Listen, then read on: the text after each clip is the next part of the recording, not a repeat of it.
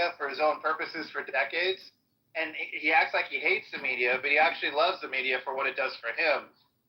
It's all a ruse. And when he was younger, he used to call different media types, newspapers and television stations and stuff, and pretend like he would change his voice to pretend like he was his own publicist, and he would set stories in motion about himself on his own terms, playing the media. And only years later did the people come forward and say, "Oh my God, it was totally Trump. He was calling and pretending like he was somebody else to talk about himself." So it's a ridiculous ploy that that apparently he's been doing a long time. That's why it's fascinating when people complain about, why do you guys talk about Trump? Everything is Trump, Trump, Trump. That's what Trump wants. He wants the headline. So that's why I get confused. People complain about it. It's TDS. No, it's not. The man wants to be fucking relevant. He wants to be talked about. Of course he does. Of course he does. And the thing of it is, he's a master at the craft, and I agree with Nye. It's a skill that every politician uses. He's just a lot more overt about that skill. But a perfect case in point, Epstein. He took one tactic with the media and the pressure towards his base, and when that didn't work, he took another tactic, and when that didn't work, he took another one. And are any of us having rooms about Epstein talking about the fact that there's been adjusts and corrects course as applicable until he hits the thing that works and gets people talking about the things that he wants them to be talking about? He also has no guide rails, and he's willing to go anywhere. He's willing to tell a lie over and over again until it's perceived as truth. He's willing to demonize and attack other people that he's friends with, on a whim. He's willing to say things off the top of his head at a moment's notice without any kind of censorship, internal censorship. So, all of those traits, his lack of morality in general actually helps him get away with so much more. There's a lot of things I'm sure that other presidents have thought in the Oval Office about, man, I'd like that person's ass out of the room. And it goes through their head, but they censor it. They keep themselves under wrap. And Trump doesn't do that. He just says what's on the top of his mind openly, and without guidelines, without his own moral guidelines, dude, sky's the limit for what he can do to get what he wants, And the people are just stupid for letting him get away with it. And everything you describe is a horrible person. But somehow he's the president and is loved by a good portion of America. It's fucked up. It's true, Akima, but you know what? I started noticing years ago that I was the only one that gave a fuck about character in a president. I started hearing, it doesn't matter, they're all a bunch of assholes. If you think that, then you're never going to look for somebody that is a decent human being. There are still decent human beings, and there are actually a few decent human beings in politics. Most of them haven't been in for 30 years. But the idea that we're just throwing that in the air and saying it doesn't fucking matter anymore, character's out the window, we don't give a fuck, we'll put a scumbag in there as long as he gives us what we want, that's our own problem. That's why we're we only have ourselves to blame. We get what we deserve. And right now we deserve somebody who's literally a stereotypical, disgusting American who eats McDonald's every single day and badmouths everybody, around him. We deserve, because I don't deserve that motherfucker, Mike. I do not deserve Donald Trump. Here's the thing. I get what you said now. Here's the thing, Mike. I'm one of those people that thinks character should matter. I'm one of those people that it took a long time for me to get on the Trump platform because of the fact that I'd already made personal decisions about his character and who he was as a person. And I don't particularly care for his character, but by the same token, when I don't particularly, during the primaries before Trump got the ticket, I earnestly looked. I wanted to find somebody. I wanted to jump on the DeSantis bandwagon. I earnestly looked for a politician that I thought would accomplish what I wanted and that I felt like at least to some degree was a man of character. They just weren't there to be had. They just were not. I just could not get on board with anybody else. And so when he won the primary, I still have to make a choice, and my choice is between two people with no character. I still have to make a choice. If I want to vote and if I want to feel like the things that are important to me are going to be represented. So Yeah. In that case, I have to throw my support behind somebody, you know? I mean, arguably, a lot of the Republicans who became never Trumpers in the beginning were the people who had some more of the character. They were deeply bothered by that in him. I mean, I think of most recent memory, John McCain is probably somebody that had a lot of character, and he lost the presidency.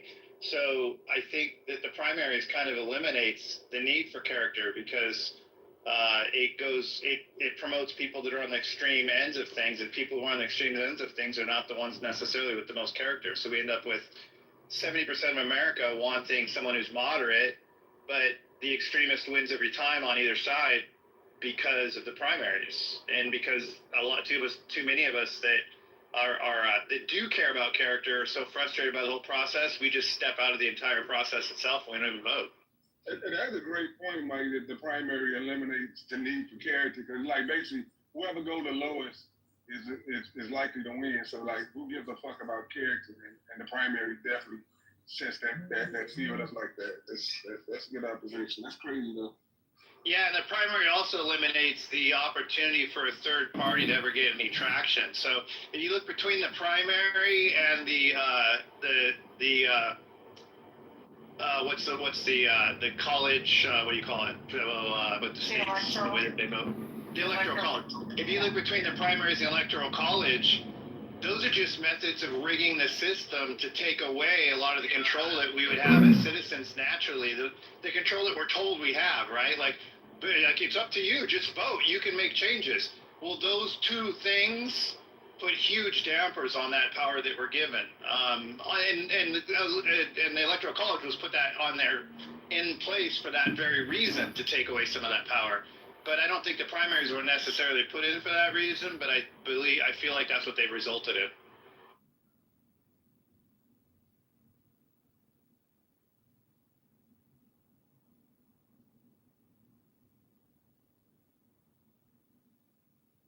Necessarily put in. Talking, or my mic's just dead. No, you're good. I think it just got quiet. Yeah, Senator B, I was a never Trumper for, I've never voted for him, but I wouldn't necessarily call myself a never Trumper now. It took me 8 years to come around, and really what I had to witness was the demise of the previous Republican Party. I mean, I agree that neo-con conservatism, the idea of spreading democracy around the world via, all means necessary, it didn't work. In retrospect, it wasn't a good idea, and it's something I did believe in the 90s. But I would like a Republican Party with the rest of its values, minus that, a lesson learned. And that doesn't exist. We had to go all out and just throw all of our values out the window, from fiscal responsibility to, everything else, and just disrupt the entire system in order to show that, how bad the Democrats are. And in doing that, we got a guy that is a disruptor who made the entire process about himself. And thankfully he'll be heading out. I think he was in some ways necessary for our country to put into question a lot of the status quo that we were getting too comfortable with. I love his focus on fighting, men and women's sports, things like that. That's the kind of shit that was getting way too out of control. And I'm glad that there's somebody there for that. Immigration, I'm glad there's somebody that talks a lot more about it and at least says he wants to do something about it, points a finger at it. I mean, there's a lot of things he's done that, that I think were needed. I would have liked them done by a different human being, but, it is what we got, and he's doing something that I don't necessarily completely disagree with all aspects of. Right.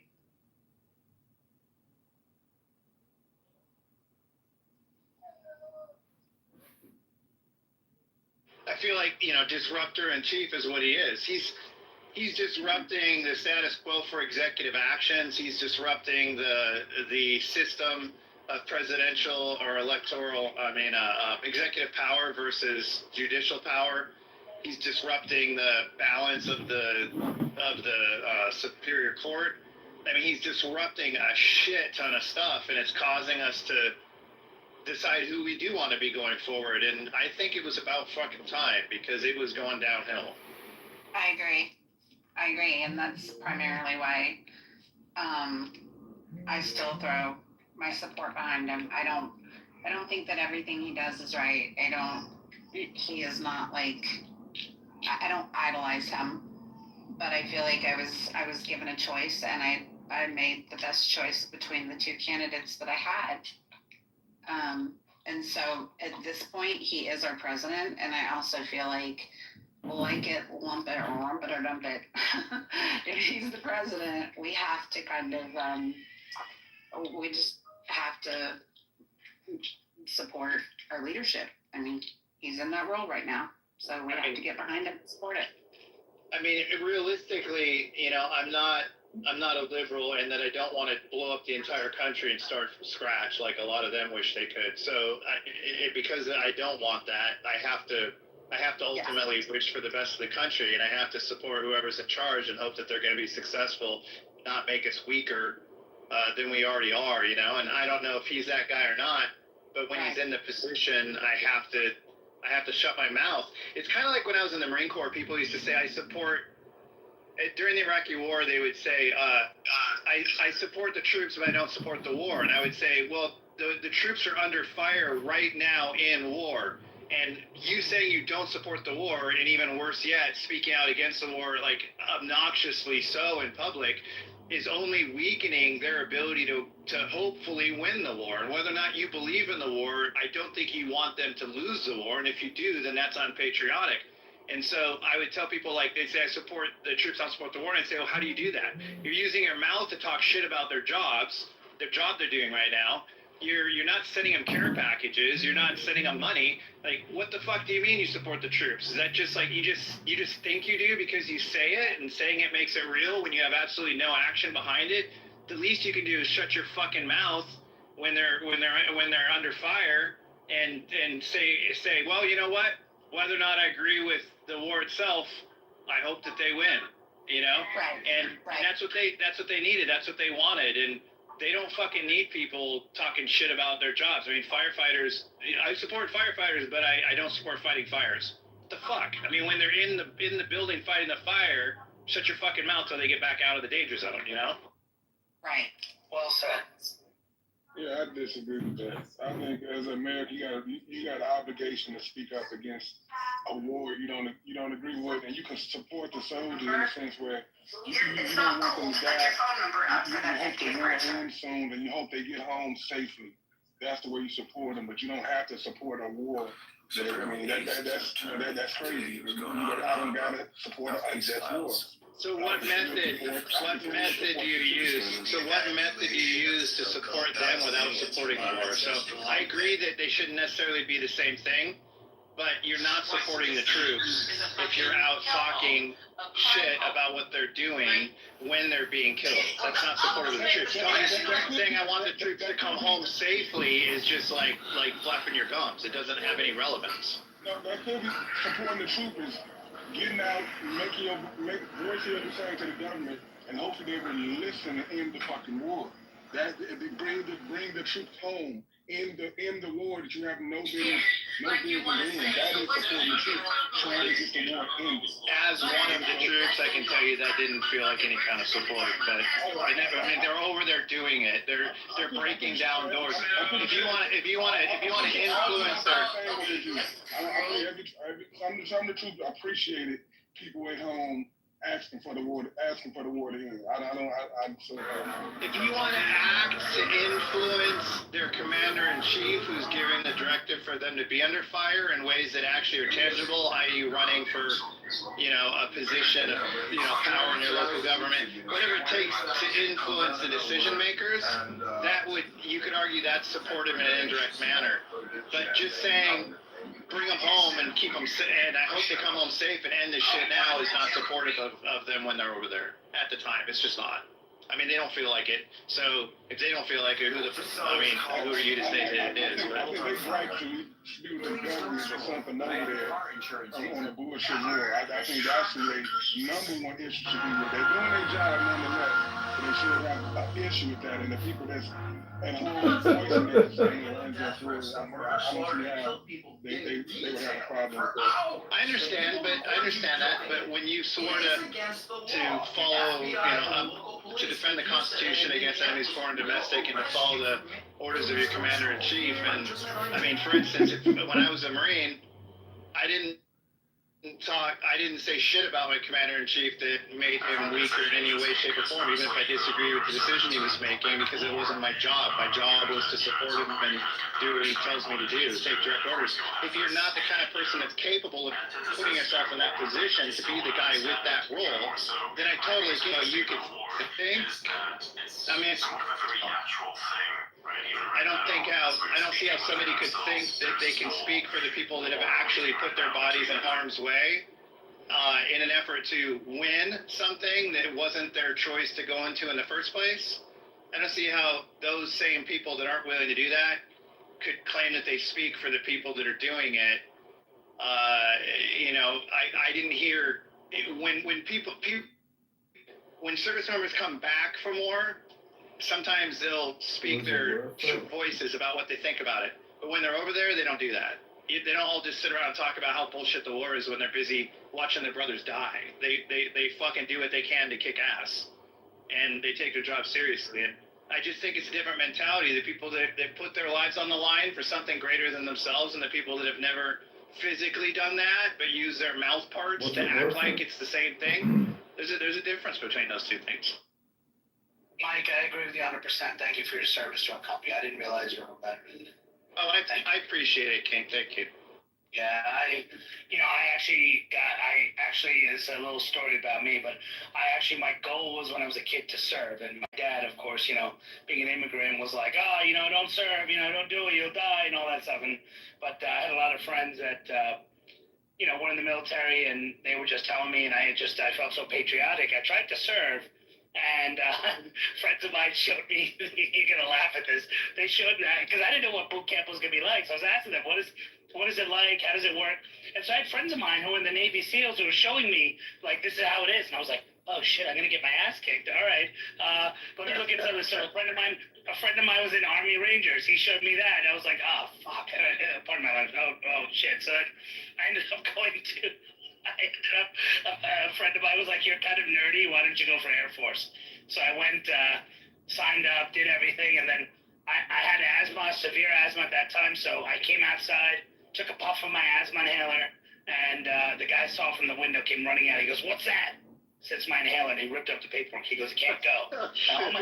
And all my friends were like, if you had just held out, you could have gotten down there, they would have taken care of you for life. I said, nah, I don't want to do that, man. Like, I wanted to actually serve and do something. So now I do government contracting, so I help a lot of veterans. I only hire veterans. I've gotten accused of discrimination, but I only hire veterans to work for. Oh, I appreciate that. That's amazing. Yeah, that's amazing. Remember too that when I joined in '91 as a junior in high school, there was no internet or YouTube. So how do you even know what boot camp's like, right? To your point, you can ask other people's experiences and they can tell you stories, but there was no fucking video to watch to fully understand what you're getting yourself into. And when you in the Marine Corps, you arrive at MCRD San Diego, in my case, on a bus in the middle of the fucking night on purpose, pitch black. And that fucking drill instructor comes up, and if you can imagine sitting in a bus in the dark, and there's always like a light up front on the bus. It's inside to the interior light, but the whole bus isn't lit. It's only up the front by the driver. And that fucking drill instructor walks up those stairs of that bus when you arrive at MCRD, and all you see is a shadow in his fucking hat. And he just starts screaming to get your fucking ass off that bus now as fast as possible. And you're all scrambling over each other, and then there's these footprints that you stand on for your first taste of like what it means to stand at attention. And from then on, man, they keep you awake for 2.5 days with no sleep, and they fucking shave it roughly so. And what I mean by that is they shave it quick and hard, and then they leave pieces of fucking hair sticking up sometimes, so you look like an idiot because they don't give a shit. So it's just this smack of awareness, and then you just, by the end of 2 days, you're completely exhausted, and it feels like a blur. Like everything, like you literally, you just feel like you're in a tornado. And then they finally let you sleep for a few hours, you know. You fall asleep forgetting where you're at, and you wake up like, oh fuck, what I got myself into. It's a scary fucking time, I'll tell you that. Some of the commanders I've spoken to says some of that stuff is not allowed in the last, like, I think, like 5 or 8 years or so. The military said, like, you can't do these kinds of things. But there's been a lot of debate back and forth that those are the things that toughen up some of the soldiers. So it's fascinating. Yeah, the Marine Corps is the only service that refused to train men and women together. And to this day, they fight it. They have to fight it constantly, but they've been able to hold it. And it's a huge deal in the Marine Corps because women and men are not fully physically capable of the same things, and they need the strength of both in different ways. The Marine Corps would not be the Marine Corps if they had to train side by side. I mean, I can tell you I've never been on a 20-mile hike with an 80-pound pack where any single female Marine made it to the end. But I didn't expect them to, because there's other stuff that they could do, like bent arm hangs and stuff that we couldn't do. So, like, it just doesn't make any sense to train them together. You're never going to get the most out of the guys. And the Marine Corps needs, they're the extreme end of it. They need people who are very, very, very physically capable, as opposed to those services who can get by not necessarily pressing people to their ultimate limits, you know? So Mike, I was at Buford. You probably know it. Buford Marine Corps base. So I was over there, and I remember I walk in. You'll probably take a kick out of this. I was at the administrative building, and I was looking at the wall, and I was talking to a couple of people, and I was like, "Hey, this wall is wrong." I said, "What do you mean?" It says president. It says vice president. Right? Then it talks about Secretary of Defense, and then it mentions like the Secretary of the Navy. I said, it says Secretary of the Marine Corps. I said, where's the Secretary of the Navy? Like, and then they all look at me, shake their head, and then walk away. And I said, you guys are under the Navy, aren't you? They're like, dude, you want to keep your contract here? I'm like, why? Like, don't say that. Like, but it is not the Navy. I'm like, the contracts are written through the Navy. He goes, that may be so, but don't talk about it here. Treat us like we're a separate branch. I said, but you're not. They go, dude, you want to keep your contract? I'm like, okay, you got a separate branch. They're like, we got all three in ours. We got an Air Force, we got our own ships, and we got our own, troops. So we are a separate branch. And I said, okay, yep, you're a separate branch. So every time I go to that base, I look at the wall, I never say a word. I just go, okay, it's missing Secretary of the Navy, but that's all right. And I think that's by design. They hate the Navy. I mean, not that they hate the Navy, they just don't want to be under the Navy. No, they don't want to be under the Navy, but they actually have a very good relationship with the Navy because when we go to war, we do ride on ships, you know? Remember that in Grenada or whatever it was in the 90s, we had a thing that Clinton did where he had the U.S. Army handle it, but he took them in on ships. And I heard horrible stories about the relationship between soldiers and sailors. Sailors hated soldiers on their ships. They didn't even want them on there because that was really the role of the Marine Corps. So when it comes to actually serving together, you know, the Navy provides the corpsmen for the Marine Corps. The Navy provides the Seabees for the Marine Corps, who do all the construction and building of, bridges and structures and things like that.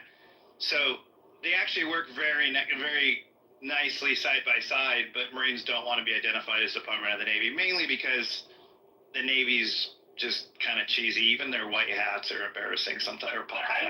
Not a fan. I don't get why they made Space Force a separate command, because Space Force was technically under the Air Force.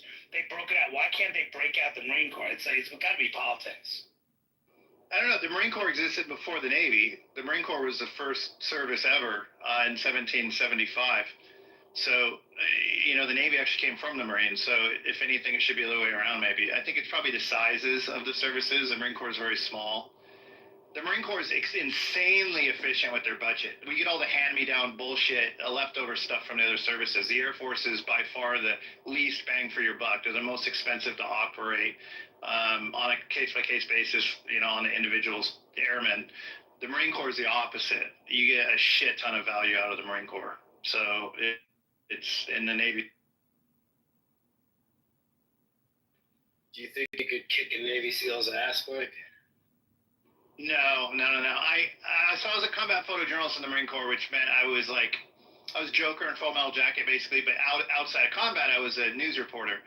And I could do my own stories, subject matter, so I could just choose to go align with a unit and do what I wanted to do. I was I didn't have much direction in my role. And I did a story one time in San Diego about the Navy SEAL training. I went over to Coronado and I didn't train with them. I trained with them after Hell Week. I trained with the actual, real SEALs after they graduated, but I saw the Hell Week people doing what they were doing. And no, I think Navy SEALs are harder than the Marines, but they're also a special force. And if you take the Marine Corps and you look at what they are 2/3 of special forces, but you got a whole group, got hundreds of thousands of people doing that. So they're not quite as elite as the Navy SEAls. But they share a lot of the same things. Like, you can't be in the Marine Corps if you can't swim really well. Most of the people who got kicked out of boot camp were because they couldn't swim hard enough. And in some cases, I was water survival qualified in the Marine Corps by choice because I wanted to be a lifeguard as a part-time job on base, and I had to get water survival qualified, which means that I had to swim for 24 hours in my camis with a backpack and a rifle and my boots. Without, in the deep end of the pool for 24 hours. And at that point, you're doing what's about the same as what the Navy SEALs go through. But they do two things that scare me a lot. One of them is they have one of those deep dive tanks where they have to hold their breath and go super fucking deep.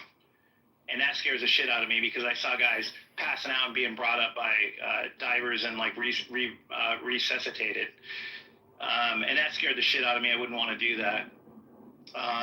And then the other thing they do is they do dolphin swimming, where they tie their feet and arms behind their back, and then they have to sink to the bottom of the pool and make their way to the top for a breath, and sink down again, make their way to the top for a breath again, and sit there, do that for like an hour straight, and that looked really. God bless you, Mike. While doing that kind of stuff. Well, the Marine Corps didn't put me to that extreme, right? So for that kind of stuff, I mean, they did put me to extreme for water survival qualified training. But even then, I didn't have to do necessarily what SEALs do. I mean, SEALs go out in the ocean and freeze their asses off on purpose. Yeah, I mean, part of the construction group, I think you're in the matrix. Construction team. I have a couple of divers. You were in the matrix a little bit, unless it was just me.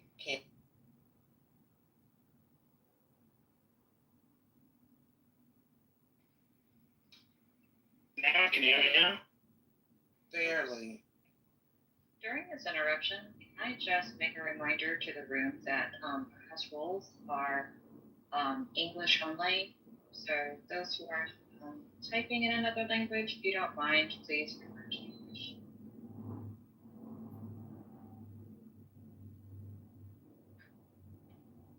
Yeah, I don't know if you guys can hear me, but I have a contract with Naval Construction Group, and they have these UCT, which is the underwater construction team, and man, these guys are like divers. They go all the way under. They like actually build and repair fixtures and structures under. And I was watching them go because they let me watch it, and like they put on this like Darth Vader hat so that they can breathe, and then they go under, and they have this special machine that brings the tools down. So I was like, oh my God, I was like, this is like incredible. I would never do it, but this is incredible.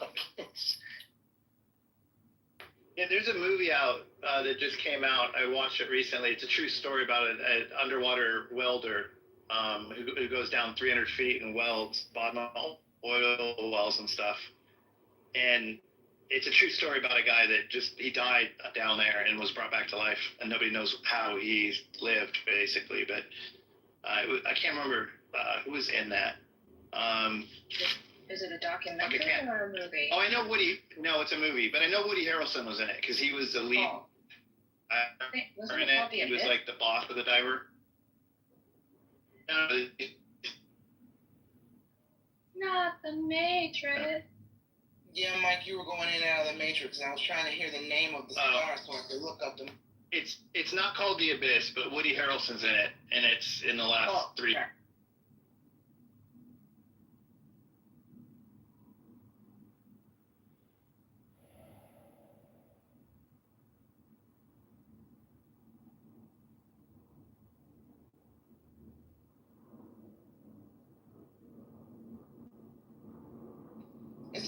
It's not last breath, is it? Yes, yeah. Yeah, I just looked it up. Okay. It came out this year, it says. Follows a group of deep sea divers racing against time to rescue a stranded teammate after a catastrophic accident. All right.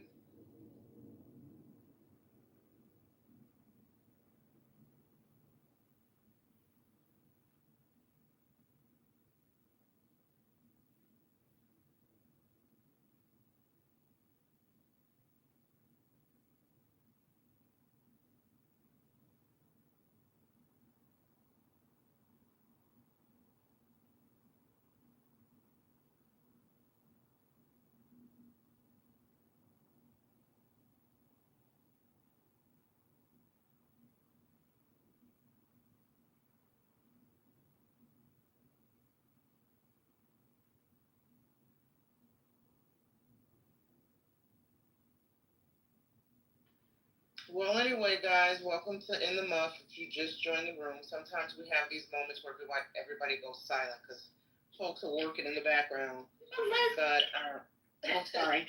no, it's all good. Hey, we're only human, right? Good morning. Good morning. Good morning. Sorry, yeah, I was working. And then I was just like, oh wait, got quiet. And then I jumped off.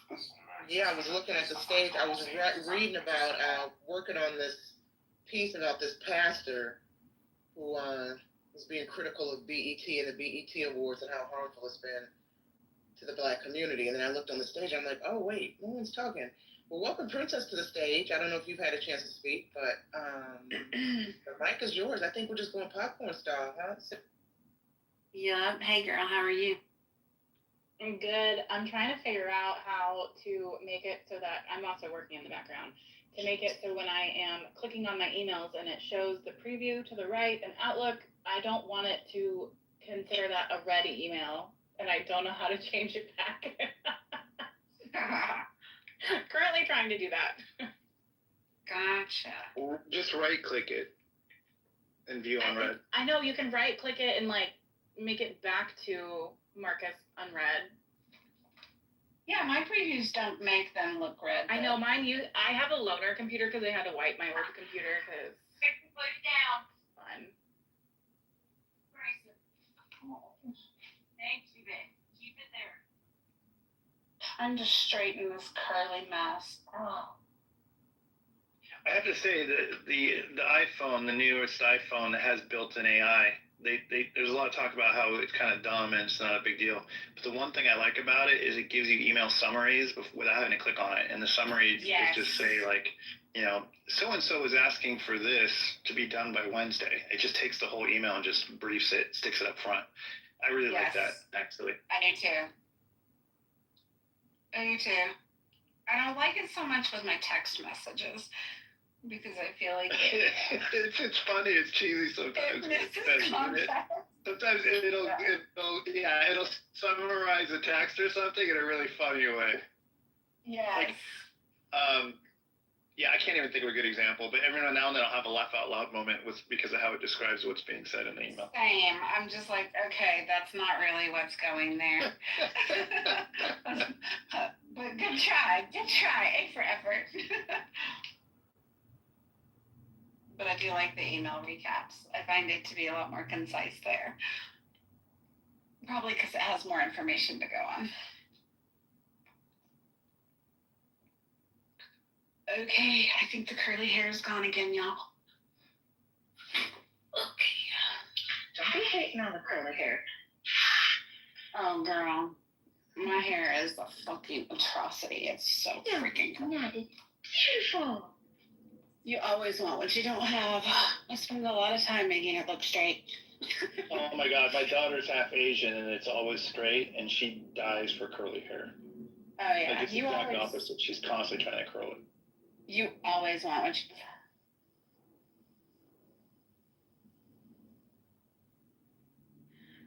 Yeah, it was bored straight up until I was like 13 or so, and then I don't know what happened.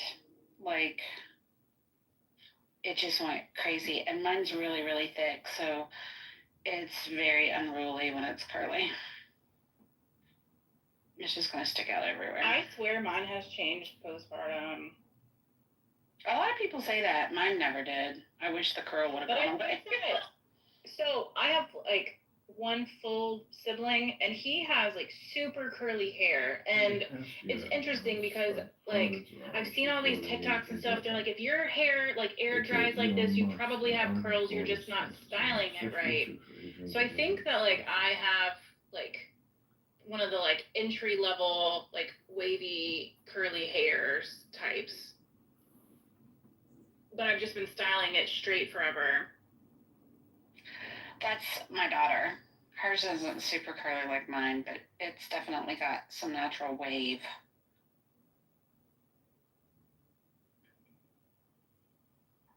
I just want to address Joel in the comments, and he said, "Princess, yes, freedom to leave." Because I asked, because he was making a comment in regarding the percentages from the poll, and I said, "We have freedom, or is it just a facade?" Because he was saying that 22% of people are idiots. I'm assuming the people that voted blue in our poll. I view it as a freedom of speech, and my husband and my family members have all served to protect that freedom of speech. So I definitely that's where my poll vote came from. Yeah, I'm surprised. I'm really surprised that Protect the Stars and Stripes is leading. I feel like most veterans would not choose that. They would choose the blue. But I don't know. I mean, I agree. I chose the yes, Protect the Stars and Stripes simply because, to John's point earlier, if people can be fined and or jailed for burning the LGBT flag, why aren't we protecting the American flag too? I think that's my whole position with that. Is that on a federal level? I don't know. I don't know about the like burning of the LGBT flag, which I would consider myself an ally. Yeah, I don't know if that's true. I mean, if it is, you're agreed. That's bullshit. Yeah. I mean, it doesn't make me still think that you can't burn the American flag, but it makes me definitely think that the gay flag should not be protected more than the American flag. You should be able to burn anything that you bought. If you're on your property, you're doing it safely. I don't care what it is. I agree. I agree. Now, if it's somebody else's flag, now you got a fucking problem. If it's your flag, right, because you're destroying someone's property. Right, like if it's your property. I think too, like I get really amused by this conversation about burning the flag because in our U.S. flag code, it doesn't technically allow for the flag to be on like used as like clothing items. So like all of these people, which I have a ton of patriotic clothing, and so does my husband, and so does my baby, which technically per U.S. flag code is not technically allowed. Correct. So if we want to get like in the nitty gritty of protecting our flag, people that are being very patriotic are technically not falling within the U.S. flag code. Even the police to use the blue stripe, Correct. They're not falling. Let's not get too technical. It really kind of freaks me out. It always has, to watch them manhandle a flag like at the Olympics or after like a track meet where they hand them a flag, a full flag, and they wrap themselves in it. It's always given me the heebie-jeebies because it's not just clothing with like stars and stripes on it. It's the real flag, and they wrap it around their body. And I know it's not supposed to touch the ground, and it's like, I mean, I used to be part of details in the Marine Corps where I had to deploy the flag up a pole in the morning and bring it down at sunset. And the way we handled it was so incredibly respectful. To just see some guy grab it and wrap it around his body and walk down the track with it just kind of really freaks me out. It just doesn't look right. That's really interesting. I've never like thought about it from that perspective, but I think that is a really good point to make. Because I never thought twice about it. I just thought they were being patriotic. That's a huge debate in the photography community too. The wrapping the flag around. Oh yeah. I mean, yeah, when it's a real flag, you know what I mean? Like if they Yeah. had it on their clothing or something, it doesn't bother me. But just the real flag doing that to it makes I don't like it. Yeah, I want to wait to purchase foot, so I know these men have left. So these ones Well, have oh, signatures, so they put on the flag. they're not here anymore, mine. Every 2 of the does. Dang it.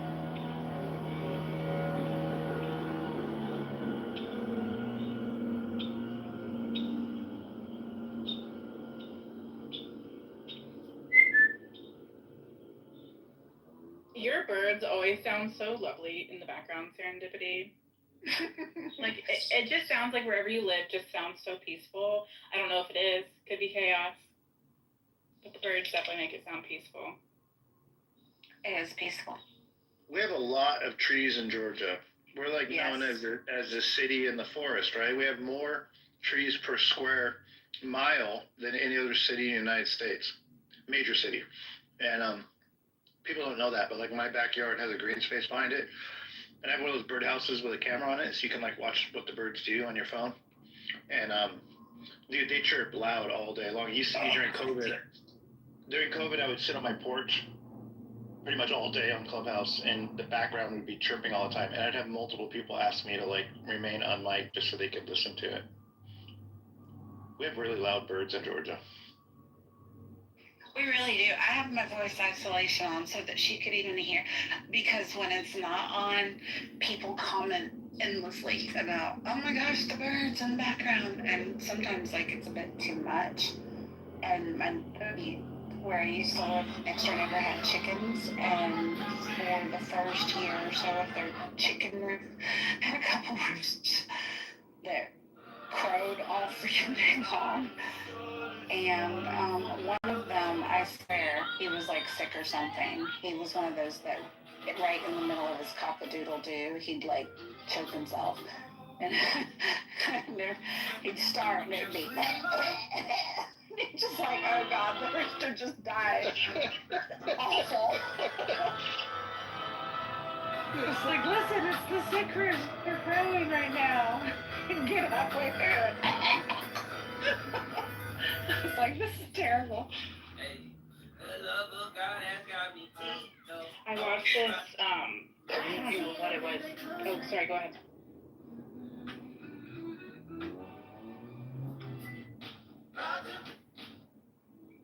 Jump and stop. I told him to go ahead because while I was talking.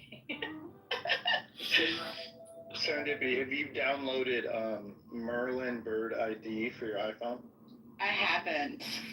It's from a university that it's a university project, so it's free download for public. It's called Merlin Bird ID, and you just hit record and you hold your phone in the air and while the birds are talking, and it shows you which bird is which, and it even like highlights them when they make a noise, so you can see it like bouncing between the different types of birds, and then it collects birds.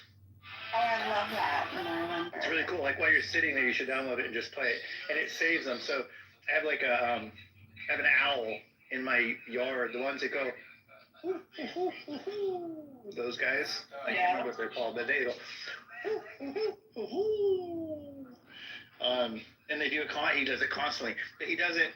So I did it, and I can't remember what kind of owl he is, but it caught it on there, and then it records it, so you can listen to it later as well. But I'm downloading it right now. We have tons of cardinals. Like, I see a lot of ours. We've got oodles and caboodles of cardinals, and they're so aggressive. No, you know what's cool? So when I used to watch my birdhouse a lot, I started noticing that birds remind me of jets, different kinds of jets. So like woodpecker come in, and woodpeckers are the most aggressive, right? They're the biggest assholes. They'll take anybody out. I think I'm breaking up. I don't know if I'm breaking up. No, you're not. You're not. Okay. So I would watch birds and like I'd compare them to jets. So like the F-35 is definitely like the the woodpeckers because they can take anything out. And then like cardinals remind me of EA-6B prowlers, which are those radar jamming airplanes that used to have the big like fuel thing sticking out the front, like phallic like almost. Those, they remind me of those. And I'd watch how they'd interact with each other. And there's a total hierarchy of breeds, right? Like blue jays are really aggressive as well. But yes, they are. a blue jay can kick a cardinal out. But a woodpecker will kick everybody out. I did not know that the woodpeckers were aggressive to other birds. The big ones, yeah, the big ones. Yeah. I mean, if they're tiny woodpeckers, no, but the big woodpeckers are brutal. If you want to know, do you have like a bird feeder? No, not right now. Okay, so if you had a bird feeder, if you put mullet, the stuff that's like it's square and it's like got fat, it's a bunch of seeds and fat. If you hang that next to a bird feeder, the woodpeckers love that shit because they'll stand on it and peck their beaks right through it. And every time they arrive there, everybody splits, and they're super aggressive. They start pounding through that stuff. Like there's a big woodpecker in Georgia that it's red and it has black and white stripes on it. I can't remember the name of it, but that thing is fucking he's an asshole. And we have whippoorwills too. We have quite a few whippoorwills. I don't know what those are. Yeah, you always know when you start hearing the whippoorwills that summer's right around the corner. They're like one of the first birds that you start hearing, and their call is, I mean, that's where they get their name from. It sounds like they're saying whippoorwill. I wonder what they are. I wonder if is that the actual bird name though? Because I've never captured one on my Merlin. You haven't? That's why I'm wondering if it has a different technical name. But they're just. Let me look. Hold on. Whippoorwill. Let me see if they. Oh wait, that's the App Store. Let me go back to Safari.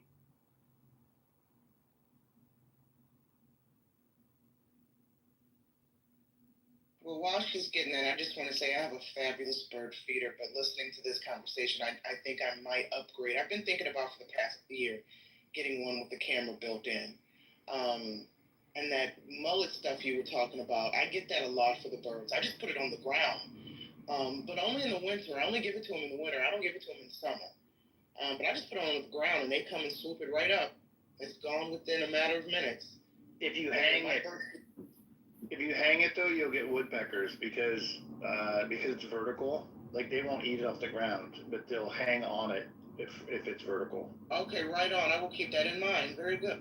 Yeah. It's not saying. Okay. Antrostomus vociferus, I guess is the whippoorwill. But whippoorwill comes up pretty regularly on Safari. Find it on on that Merlin app. All right. Because you can look through the bird list for your region. You download a region pack from there for wherever you live, and it has a list of everything that exists. Continue.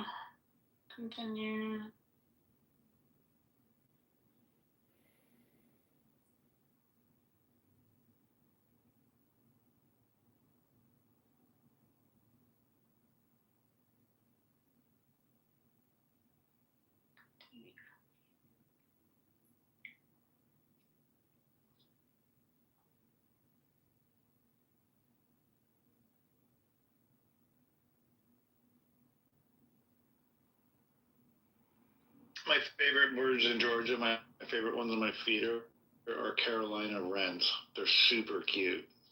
The way that they move is so cute. They're little fat brown like fur balls. I guess they're feather balls. I have an affinity to them. But they hop.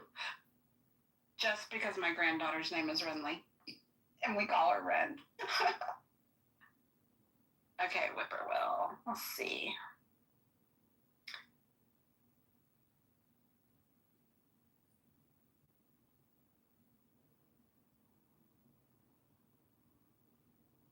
Mike, I was just creeping on your photography I really like your style. It feels like, okay, as a, typical military spouse, I did photography as a hobby for a little bit, but I like your editing style. It feels to me like a very like crisp, moody.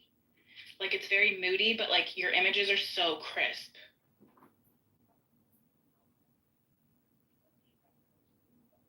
Yeah. It better be. He's a photographer.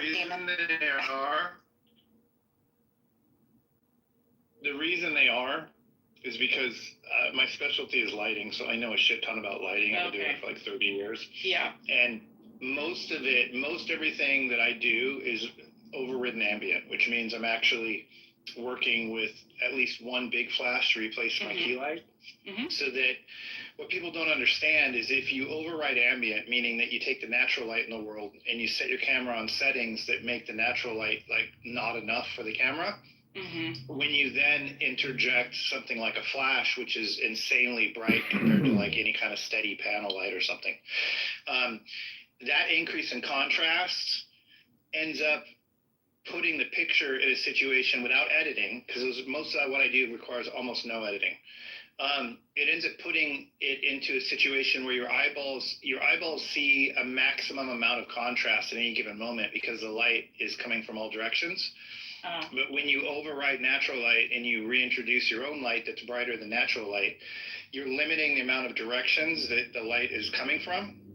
And what that does is it by default increases contrast and sharpness. So I always say you can have a completely shitty camera and a shitty lens, and you can have a insanely sharp tack focus image by having powerful lights rather than your camera and your lenses. Interesting. But people so that would don't explain really understand. That would explain why I could never achieve that look, because I have like an extra flash that I got, but yeah, because I would mostly just play around with like a natural lighting. Right. But yeah, that would explain why my pictures never looked like crisp like that. I'm like looking at pictures, I'm like, dang, these are so. Well, and if you go down to the product photography down in the bottom of that Instagram, any kind of products that's there, those things are insanely sharp, and that is because I'm using an incredible amount of light. I'm using 35,000 watt seconds, which is, it's like the sun almost. Like if you don't blink every time you fire your flash, your eyeballs will get burnt like you're at the beach all day. And I'm using f/22 ISO 100, which means the camera is seeing absolutely nothing without the light itself. Yeah. And now when you do that, you do that with product because you want to get depth of field. You want to make sure that it's in focus from the front to the back. But when your lights are very powerful, like 640 watt seconds, which are like Einstein's, really bright lights, when you have multiples of those and you get up to into the 30,000 watt second range, you're creating an environment for that picture that doesn't exist in the real world, and then it looks highly premium, which is why I do stuff for Home Depot and major retailers, because they require that. Not right. Like online retailers don't give a shit, they don't know the difference, but major retailers, that's why they go to big studios for that stuff, because the studios are using powerful lights. And glass helps with the sharpness and natural light settings, and you can also use a speed light in conjunction with natural light as well. Right. Yeah. But if you use a speed light to augment natural light, you're not gonna pull off what I'm doing in those pictures. It won't look. No, yeah. You know what I mean? It's more, that's more like a fill scenario, like you're using light to augment natural light. Right. This is using light to replace natural light, which is a whole nother level. Yeah. To be honest with you, professional photographers 20 years ago, everybody knew how to do it, or you weren't even in the industry. But it got watered down with lackluster talent. I call it the democratization of mediocrity. Basically, the expectations were lowered because it was oversaturated with average talent, and then the clients lost track of like what to expect. And then prices went down, overall value decreased, which is why I'm an electrician during the week now instead of a full-time photographer like I was for 30 years. Hello and welcome. Our topic today is understanding mythology, and my guest is perhaps the world's foremost mythologist, Joseph Campbell, the author of The Hero with a Thousand Faces. Mediocre talent, and a lot of them went the way of teaching more mediocre talent to make their money instead of photography. Oh, they learn the basics and now they're a teacher. Yeah. Exactly. Yes. Yeah, like here, pay whatever, $19.99 to get my pro tip manual. From our own experiences, that Right, yeah, exactly. Hey, Jason. Experience Hey, comes what's up, from Hazel? our experiences as Welcome. human beings in a physical body. Yes. Happy Tuesday. Quite contrary to earlier idea that I had fun with it. I only did it for like a couple years. I did it for like a hobby one year, and then the second year I was like, okay, I'll try to like do this like as like a business, and then I was like, no, I don't have time for this shit. I work full time. Like this is a lot. I still do television movies occasionally, but I only do them for a day or two at a pop. I don't do like long stints anymore. And I just take off work. Like I'll just take vacation off work and go do that if I have a day or whatever. Then I do weddings, and I do like 25 a year, and I charge $3,500 a wedding. So And I feel like that's pretty industry standard at this point. yeah, it is. I feel Well, like it's that's harder than cheap. ever though.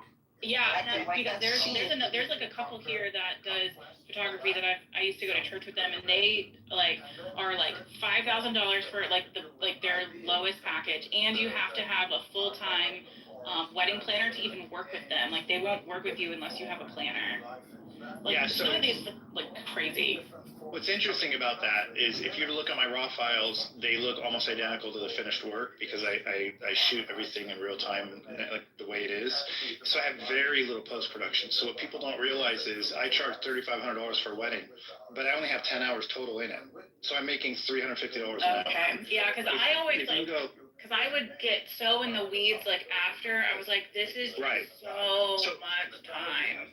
right. So remember that post-production for a photographer is losing money because you're not a digital artist, you're a photographer. And digital artists are worth $60 to $80 an hour. Photographers are worth $300 an hour all day long.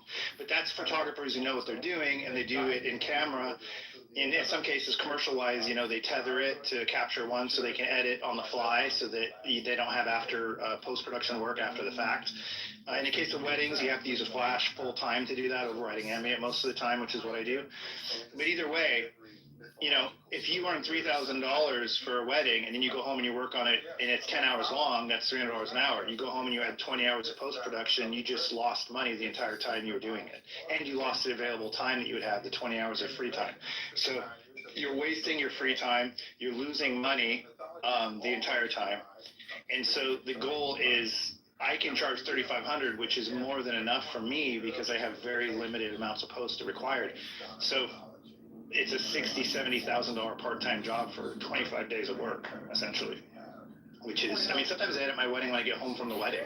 I literally edit it and I'm done the next morning. So if you can imagine if you were doing that, you don't need to charge $6,000 a wedding, which means that it's almost easier to find, middle-income average people. There's a lot more people that can afford $3,500 than $6,000 a wedding. Right. And if you're at $6,000 a wedding, you have to go through planner. I think some of them, they price themselves that because they want to shoot a certain type of wedding, which is Sure. fine. Like, you can pick whatever clientele you want. Right, but what's kept me from doing that is my inability to maintain long-term relationships with planners and people like that. I just don't play the social game well enough to, constantly be schmoozing, going to conferences with people and showing up and saying hi to them and sending out emails all the time to remind them that I exist. I don't do that because I don't follow up all the time and build actual personal relationships with these planners. Over a year or two or three, even if they love my work and they recommend me, over time you start losing, those recommendations because they just kind of forget about it. Everyone has short-term memory. So the only way you can charge $10,000 a wedding, it's not that their work is any more premium to my work. It's that their promotional workflow requires them to build and maintain steady relationships with high-end planners who have high-end clients. And that is just something I've never enjoyed doing. I've never reached outside of that price point. I've done quantity over quality and quantity. Like they say, good, fast, cheap, pick two. No, I'm all three. I literally am. And that's what people don't understand. But that's just because I have 50,000 hours into it. I mean, I was a combat photojournalist in the Marine Corps, and then I worked as a news photojournalist, and then I owned a photo studio that did work for Home Depot and Lowe's and Walmart and all those people, and then I got into television and movies. So like I've just always prioritized light and I'm a technical shooter. I didn't do it for the art. I've never ever. I think that's the difference between me and like 99% of photographers. I didn't start doing it because I wanted to. Because I did it. I started it because of the art. Like I Exactly. the art of taking photos and Exactly. and having the eye for different shots. Exactly. For me, I struggled on the technical side of figuring out camera settings, figuring out lighting, figuring out post-production, all of that. Like that was just like, ugh. I was like, no, I'm the artist. Not right. And that's a weak, and believe it or not, that's a weakness, because the reality is you're producing a product that needs to remain highly consistent, that needs to be, represented on your website, what the client's going to get when they pay the money. When I go to a wedding, for instance, I'm ADHD, so it helps a lot, because in my brain, I can stand in a room and I got like 50 things I can do, and I call them widgets. So like, I know that if I move a chair under a window and I put black shoes on there, I'm going to get the toe of the shoe is going to get a cap light from the window above. If I frame it a certain way with my 50 millimeter, I call it like the shoe under the window shot that's almost up to the 50. And so I have thousands of those now. So I walk in a room and it's almost like I have like an overlay on my eyes, where everything jumps out at me for opportunities, and I go, okay, I'm going to do these 3 today or these 4 today. And it's all repeating what I've done. I mean, every time I shoot a wedding, I try to do one thing I've never done before. If I've been in the venue 100 times, I'll find a new shot at that venue that I've never done before each time.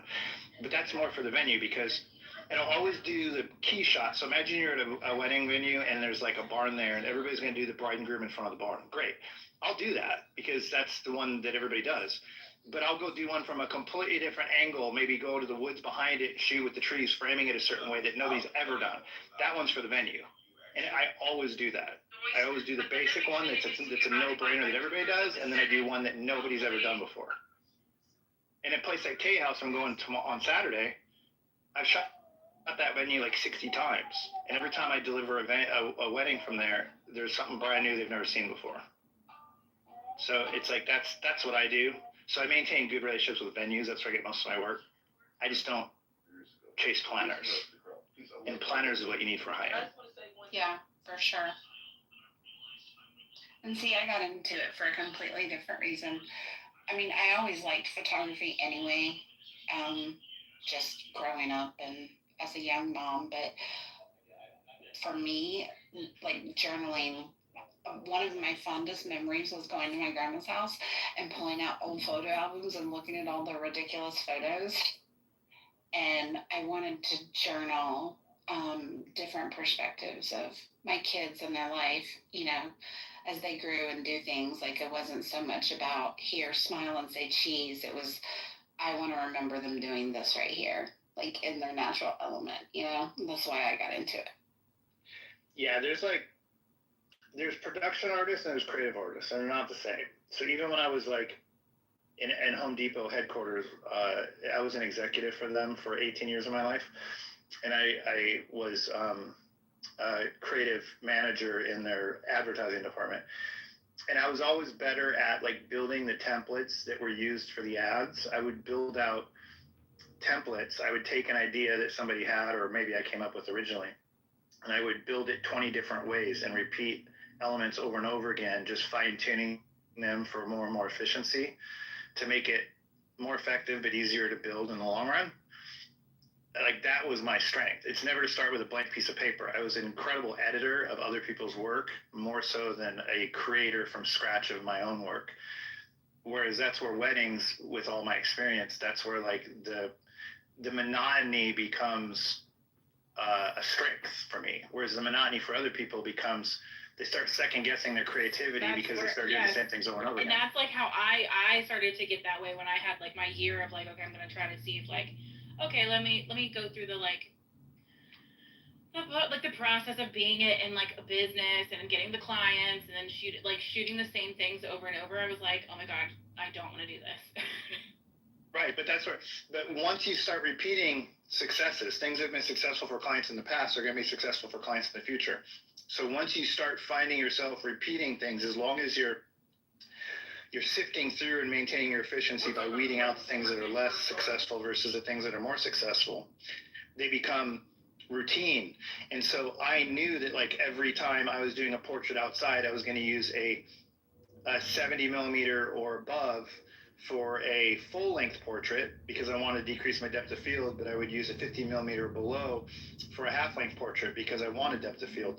And I made it a rule that I never broke from. So and then I started memorizing settings so I could shoot a whole wedding in 3 settings. Like if it was outdoors, I would do aperture priority 2.8 off camera flash 8 feet back, 8 feet to the right on half power for a cloudy day, full power for a sunny day.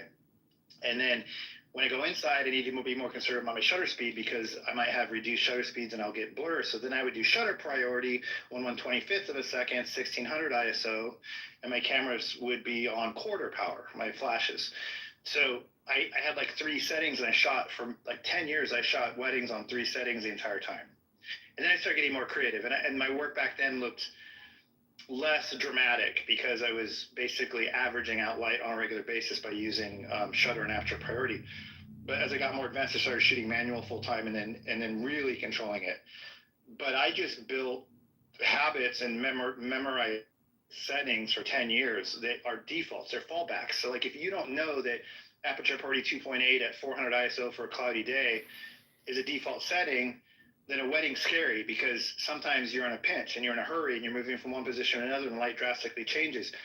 And you should be able to drop it in without thinking about it. Like you need to convert your understanding to muscle memory so your hand does the setting without your brain thinking about it. Then after you have some time, once you've like gotten what you need in that split second, you can then take the time to pause and start thinking about where you're at and start readjusting. But you have to have fallback settings that your hands can do without your brain being involved, or the job will never get easy. And once you get to the point where I am, where it's all second nature, I don't think about a fucking thing. I'm thinking about the next project I'm gonna do at home, building something the entire time shooting the wedding. And that's where I'm at now after all these years. I've done over 1,000 weddings. So at this point, it's autopilot. So if you look at like I'm charging $3,500 a wedding, I'm putting 10 hours into it and it's not much work anymore. Like what kind of fucking part-time job can give you that, you know? For sure. Yeah, and it's funny because like I think about there was this venue that I was able to book for 2 different boudoir clients, and I loved my first one so much, and I booked a second one, and I didn't like it as much. And it's like, to me, it was like, oh no, I got to go into this venue for the first time and be creative, and then the second time it just felt like, ugh, I'm trying to like recreate all of this and like do all the same things, and I absolutely hated that. Oh, dude, we're such different people. You're like, oh yeah, I know exactly what to do, and now I'm like, well, this is boring already on the second try. Exactly. Like I know my first 3 or 4 times at a venue, I'm never gonna be happy with the work. I'm only gonna happy 5. I start getting happy after 3 or 4 or 5 visits. That's when I still really figure out what I haven't thought about before. Like that's when I really have the time to really deep dive into being creative. I can't be creative the first time. There's too many options.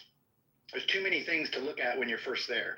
But after you've been there 3 times, you can eliminate, basically your efficiency increases. I'm obsessed with efficiency. That's why ADHD people usually are obsessed with efficiency, because basically what ADHD mind does is it pays attention to a tremendous amount of details, and it compares and contrasts details in order to weed out things that are typically going to be repeated.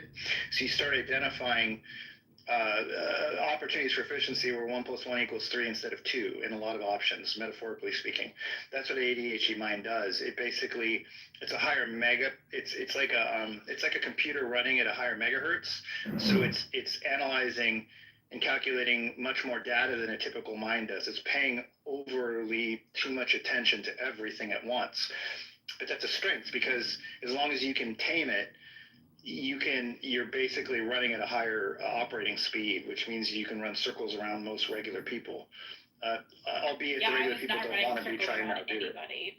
I know. But that's why photography, weddings are so good for ADHD minds, right? Like there's so much going on. Like you're DPing like a movie. You're controlling lighting, but you're also managing a crowd. You're also creating a product that needs a consistent workflow of predetermined things, right? I need a full length and a half length portrait, vertical and horizontal of the bride. I need the same for the groom. I need a table setting shot and a table wide shot and a room shot. So like there's a list of things I need to get, but I'm also managing the crowd and the people, and I'm trying to maintain, like, build this like artificial friendship with the family and the bride herself. And like, it's just a lot of things going on, and that's where like I thrive. One time I took Adderall before I went, thinking that it would help me somehow. I don't know why, and it was the fucking worst decision I ever made. It's like my brain like slowed down, and I could only think of one thing at a time, and the wedding was excruciating. So like I realized that I have to push it. I have to harness the ADHD when it suits me. You know what I mean? Yeah, that's funny. You said you were in the Marine Corps? Yeah, I was. Yeah. How long did you serve, and where did you go? I served 8 years. I was from Seattle, so I went to San Diego for boot camp. Okay, Miramar. Is it Miramar, or is it Camp? Miramar is what's there now. I was stationed at El Toro. I was part of the base realignment closure group that shut down El Toro in Santa Ana and moved to Miramar. Yeah, so I was part of BRAC for El Toro. Yeah. But I was in El Toro. I was in Darwin, Australia. I was in Iwakuni, Japan. I was in Indianapolis, Indiana, and Southern California. Very cool. And you did Good work. Don't back down. There are people who support you and appreciate photography in the Marines? Stay salty, brother. Yeah, I was a combat photojournalist, so my job was actually Jokers from Full Metal Jacket. But I served the same job. But I served 92 to 2000, which was I came in 12 months after the Gulf War, and I got out 12 months before 9/11. So I basically was trained in print journalism, public relations, broadcast journalism, radio and television for overseas. And then I ended up being a journalist for the base newspapers and magazines and stuff for 4 years. In the second 4 years, I was a public relations specialist for the headquarters and headquarters squadron, where I did basically a media liaison. I was at El Toro. I actually worked with Hollywood a lot, and I was a liaison for Tustin and El Toro that would coordinate whenever Hollywood was filming movies and stuff. I would kind of like be the person to coordinate the Marine Corps' interaction with the movie itself. Oh, very cool. Which is kind of how I got into movie and television film later, and then I started shooting for that kind of stuff later in my career, because I had a pretty good understanding of the industry, and I just kind of stepped into it and got a job right away on a TV show. And so that kind of moved me that direction after a while. But in between that, I worked for Home Depot Corporate, and I was a visual merchant designing interiors of the stores, and I was art directing things. So I got like the client end of it experience, and then I went back and got laid off from Home Depot ultimately after 18 years, and I started serving them as a photographer. So I opened a studio and did their photography for them instead of like the agencies we were using before. And then I did weddings the whole time. Even when I was an executive at Home Depot, I was shooting weddings on weekends. So I have like 3 lives. I have like this whole military career. I have a whole Home Depot executive like business career at their headquarters. And then I have a whole photography career. And now I'm an electrician because I went to job school 2 years ago to learn how to be a low voltage electrician because I needed something Monday through Friday.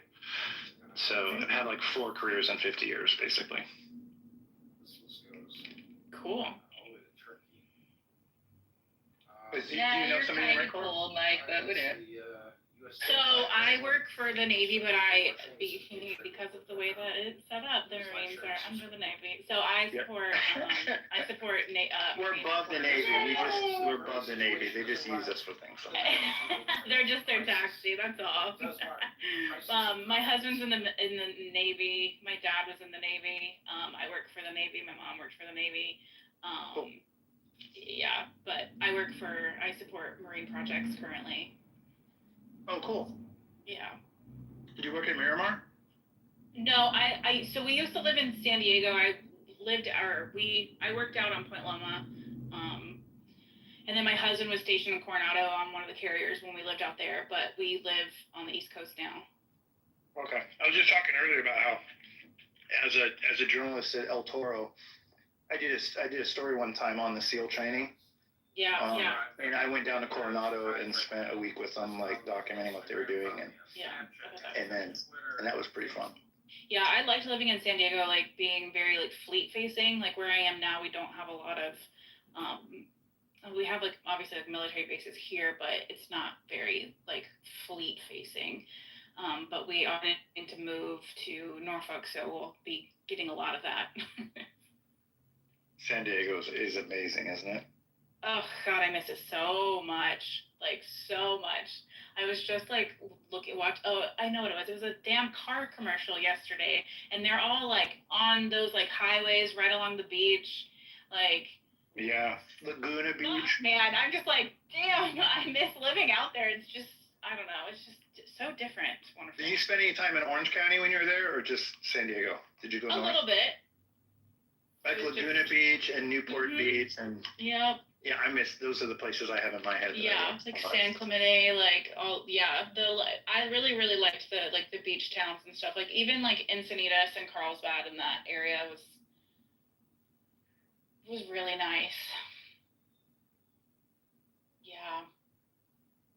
What a time. I'm so glad that I got to live there because my dad grew up in the Hollywood area, and my grandpa is actually buried out at the I forget what the cemetery where all the stars go, whatever that was. Rosecrans Cemetery. Yeah, so yeah. My grandpa is buried out there in San Diego. So it was really cool to like go and live in Southern California because it felt like my dad just has like really deep roots in that area. So it was really, because my mom is from where we live now, so like her family has really deep roots here, and then my dad has really deep roots in Southern California. So it was really cool to go and live there for a few years. One of my vivid memories of first experience with the Navy and the Marine Corps was in boot camp. They sent me to Balboa, which is a big hospital, I think, down there in San Diego. Yeah. And for my wisdom teeth to be pulled off for them. As soon as I got to boot camp, they identified the need. And they sent me down to Balboa and had a Navy corpsman come in and do the job. And I'm so sorry for the interruption. Did you say to get your wisdom teeth taken out? Yeah, all 4 of them in boot camp. That's so super cool. That they identified it and were like, nope. That happened to my husband too. He had to get his taken out. Really? They do that. If you don't have it done when you go to boot camp and you need it, they'll do it. And because they don't want you out in the field to have obstructions and stuff. Right. So it could be a big But when they do it, they have no fucking sympathy for you because it's a Navy guy and you're in boot camp, Marine Corps boot camp, so he thinks you're like a piece of shit kind of. Well, he treats you like a piece of shit like the drill inspectors do because he doesn't really he just wants to make an experience for you as well. So they did local anesthesia, but not general. And he's and I'm like bitching. I'm like, he injected my gunk or whatever. And I'm like, that hurts. And he's like, suck it up, fucking, you want to be a Marine? Suck it up, bitch. Are you serious? And like, oh yeah, and he's cracking my teeth out of my skull. Like I remember vividly. And it was like, oh shit. Well, if it makes that can't be okay. My husband went to boot camp in like 12 years ago, and when they were pulling his teeth, it was kind of a similar situation, and apparently one of the teeth got like hooked onto his jawbone, and they were just like going to town on it, and it was just like, here's an 800 milligram ibuprofen, bye. Oh yeah, I got 24 hours of relief, and then it turned out that the day after I had my teeth pulled, we had combat training where we had to physically punch each other with boxing gloves and shit. No. And it was just bad timing. So I had to go. I was already still bleeding from the teeth being pulled. And next thing you know, I'm getting punched for the next. And when you do combat training in the Marine Corps, it's less. I mean, it's a little bit about hand-to-hand combat. But it's different because they're assuming that you're going to be back then. They were assuming you're going to be fighting somebody who's wearing a helmet and a flak jacket, so it's mostly focused on like attacking the face and then getting somebody on the ground so you can stomp on their face. So the one thing they do is there's a lot of people that go to boot camp, they've never been in a fight before, and they're trying to toughen you up. So they take you down to the beach, and they have holes dug in the beach that are deep enough to stand in, and the drill instructors stand around the hole on the outside. And then they stick the 2 of you in there with boxing gloves and face protection, which does absolutely nothing, basically. And then you're probably like a 4x4 or a 6x6, 5x5 square, and then you proceed for 30 or 60 seconds to basically punch each other in the face as hard as you can. And all you can do is block your own face. But when you're blocking your face with boxing gloves and someone's punching the boxing gloves, you're basically punching yourself in the face the whole time. Wow. So it's basically about getting your ass kicked. And they size you up by height. So they would line us up all by height. And I'm 6'3", and the guy that I had to fight, I was the second tallest guy in the platoon. And the tallest guy was like 6'6", and he was like a quarterback in football in high school.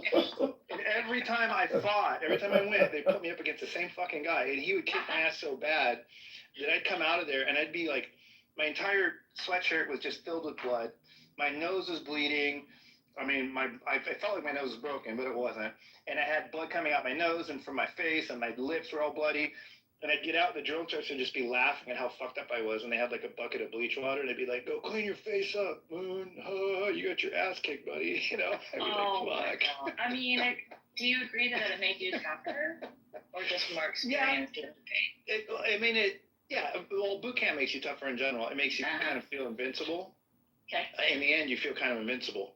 But it definitely toughens you up. I mean, it breaks you down, and then it builds you to zero, and then it builds you up into somebody that is confident in your ability to do kind of anything you need to do. But it also instills, like, adapting and overcoming is a big part of it. So it instills the idea that you're going to fail, but you need to keep trying over and over again as much as possible so that you can ultimately dominate, but you got to learn from your mistakes. You don't do the same thing twice. That's something that people don't know nowadays. Like, younger generation are so afraid of failure, they don't even start, you know? Oh, wow. Okay. And I feel like that's a major crutch of younger people today, is that, like, they'll watch the internet, they think that watching someone else do something shows them how to do it, but then they ultimately either are afraid to try it because they don't want to fail, or they do it and they fail the first time and then they lose faith in themselves. Even though watching something online is not the same thing as, like, building muscle memory to do something without thinking about it. You know, they're two totally different things. And so I feel like the internet has given people a false sense of capabilities. And so people with, out of control egos will try things and fail, and that's one outcome that's not good. And then people who don't have a lot of self-confidence won't even try because they're afraid of failing. And neither one of those things will ultimately lead to success, you know. So I think that's what the Marine Corps, the best thing it teaches. May I ask you guys a question? And I'm not looking for any particular answer, just your take. Do you know how, like, there's certain countries that require people to go into the military? Do you think that would benefit the states? You or Princess or whoever wants. It would benefit the United States for everybody to be required to serve the government for like a 2-year period in some capacity. I would agree. I would definitely agree with that, because I work for the military on the DoD side or on the civilian side, so I see it from that lens, and it is definitely very eye-opening to see a lot of things that most people don't, and you just trust the news or whomever to tell you about it. I definitely think serving in some capacity would be really beneficial for a lot of people. Right, and the reason I say that is because what I believe about America is that we are ultimately going to fail because we've lost patriotism and we've lost religion.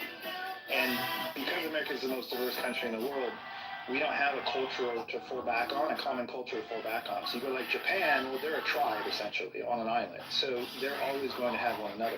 We don't have one another. And so what used to bind us was patriotism and our faith in our government, and also basically Christianity, ultimately, let's be honest. And with the failure of both of those and the common thread of American society, we don't have anything else to hold us together. So when you add on the influence of like greed and selfishness that's basically dominant in the culture because of one-upism as a result of social media influence, things like that, you're basically attacking the core values of what kept us united for the longest time, and I always use the Pledge of Allegiance as an example. Like, we used to have to say, Pledge allegiance to the flag of the United States of America, to the republic which stands one nation under God. So one nation under God, indivisible. We no longer believe that we're one nation under God or indivisible. So we don't even say it. And even if you didn't believe it, you had to say it, which at least was the bare minimum amount of effort for the country to kind of build a, albeit maybe false sense of patriotism in some ways. But we don't do that either. So essentially, we're losing it all. We're losing everything. And if we're a nation of individuals who are divisible, we're going to fail.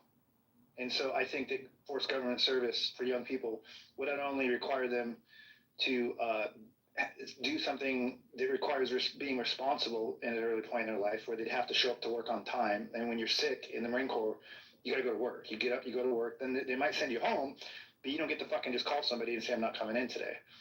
So assuming that they could get all those kind of things, I don't think they have to join the military.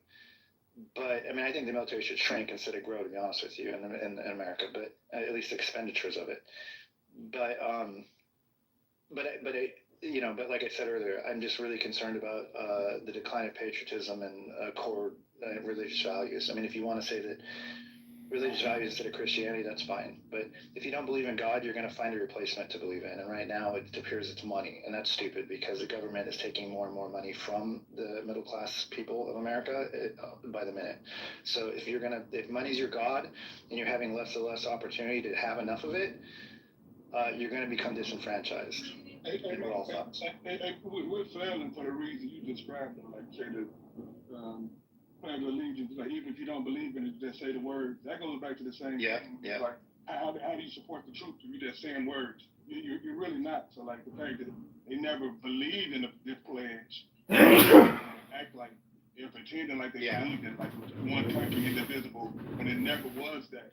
It is the problem. Like say like when we gonna go back to patriotism and not we never had that. Because I mean this country has always lied, always had two different countries.